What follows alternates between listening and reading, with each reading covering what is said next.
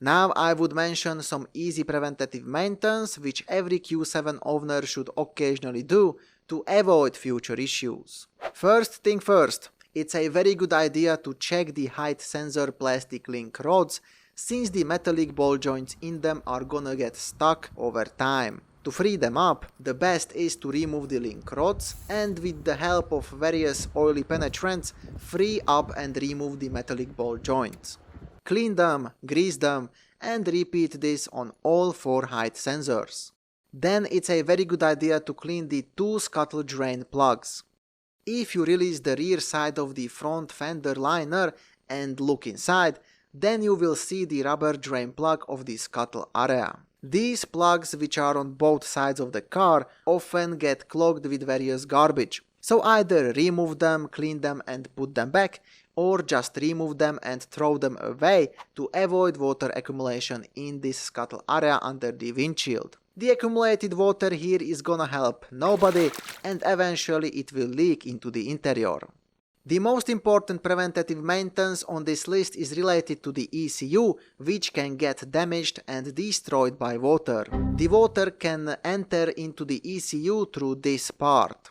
As you can see, the ECU is, except this plastic cover, not protected at all, so it's more or less exposed to the elements. That's why you should protect the top of the ECU somehow, either with some random cover, or you can buy a genuine plastic cover and fit it onto the exposed rear part of the ECU. Replacing the oil in the front differential, in the transfer case and in the rear differential is most of the time a very good idea. Most of the time, so not always. Because in very high mileage cars, like in this case of a Q7 with 500,000 kilometers, I would not recommend replacing the oil in the differentials unless you know that it was replaced regularly by the previous owner. So if it was replaced regularly, or if the car has under 300,000 kilometers, then you can replace it and most probably nothing bad happens. However, if the oil was never replaced, then replacing it at this very high mileage simply doesn't make any sense. It doesn't make any sense because the inside parts of the differentials are already worn, and the only things which prevent the various humming noises from the differentials are the Holy Spirit and the old oil. In other words, there is a very high chance that the differential will start to make noises after you replaced the oil in it. And I can give you my real-world experience with this. In my 2006 VW Touareg with 260,000 kilometers, I replaced the oil in both the differentials and transfer case. After replacing, everything was fine.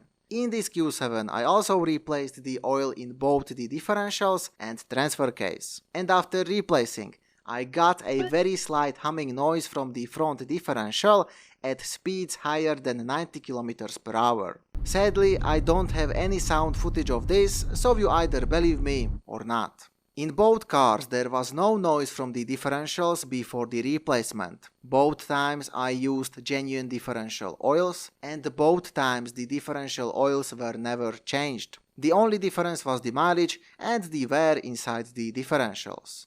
Replacing the power steering fluid is always a good idea. In this case the power steering fluid looked like this, so I replaced it. The power steering fluid container is easily accessible, so you can reach the fluid easily. The blower motor in these cars can start to make funny squeaking and chirping noises, and it will fail at some point.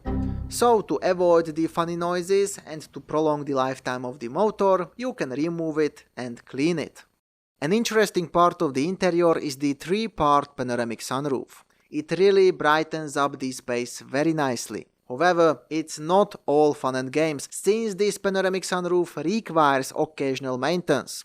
First of all, the 4 sunroof drains should be occasionally cleaned, plus the upper connectors of them should be checked. The clogged drains and the faulty connectors will cause water leaks into the interior, and the water can also leak right onto the electronic modules located on the right side of the trunk and ruin them. Plus, it's also important to occasionally clean and grease the sunroof frame rails and the moving parts to prolong the lifetime of this stuff, and also to avoid rattling, ticking or squeaking noises from the sunroof assembly. Mainly on cars used on winter salty roads, you should clean the inside area of the front fenders after every winter. I'm talking about the area behind the fender liners. It's important to clean it not only because of the rust which can slowly develop on the body, but also because of the corrosion of the metallic AC lines. Long story short, there are metallic AC lines inside the front left fender area. Because of road salt, they can corrode and develop tiny holes through which the AC gas escapes and the AC stops working. The last often neglected maintenance item is the fuel filter. The diesel engines have it in the engine compartment, so in this case it is easily accessible. However, the petrol engine cars have it mounted in the upper part of the gas tank, so in this case it is necessary to remove the rear seat to access it.